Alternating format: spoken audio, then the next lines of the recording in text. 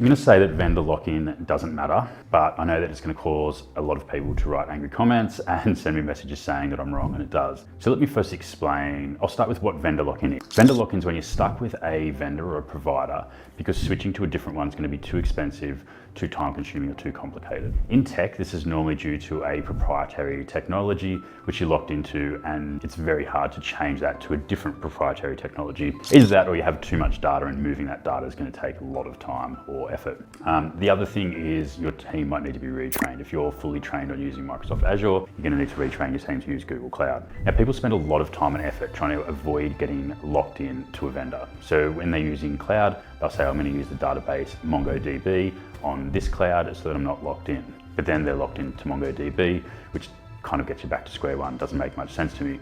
All the big cloud players, the hyperscalers, Microsoft, Amazon, Azure, are locked in really tight competition. So they're always competing on prices, reducing them, not increasing them, which is probably one of the biggest reasons people look to avoid vendor lock-in. Now, if you've just been hammered by Broadcom taking over VMware and you've got PTSD from that, I get it. You're not going to want to jump into bed with any vendor, but I don't think it's such an issue with the hyperscalers. One reason is Kubernetes, other open source technologies like that make your workloads really, really portable. All the clouds do have proprietary services, particularly in the database space, but migrating these is getting easier all the time. It's just simply less of a headache than it used to be, and a lot of them are actually paying to migrate from their competitors. So their professional services teams will give you credits that you can use with them or with partners to help migrate away from those solutions.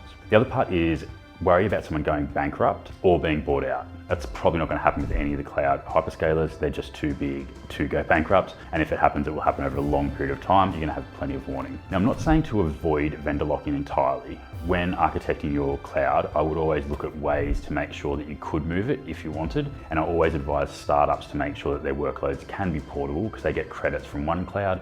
They normally last a year and they need to move to another cloud until they get their Series A raise and they can fund their own cloud consumption. But avoiding vendor lock-in by purchasing more expensive databases and locking into that database doesn't make sense to me. I think we really need to look at what we're trying to avoid here and determine whether it's worth the money we're spending on it and whether that money is better spent on innovating and doing other things that could transform the industry rather than avoiding something that honestly I don't think it matters too much these days. Happy to hear thoughts and probably going to get a few messages, but always open to discuss any of these things.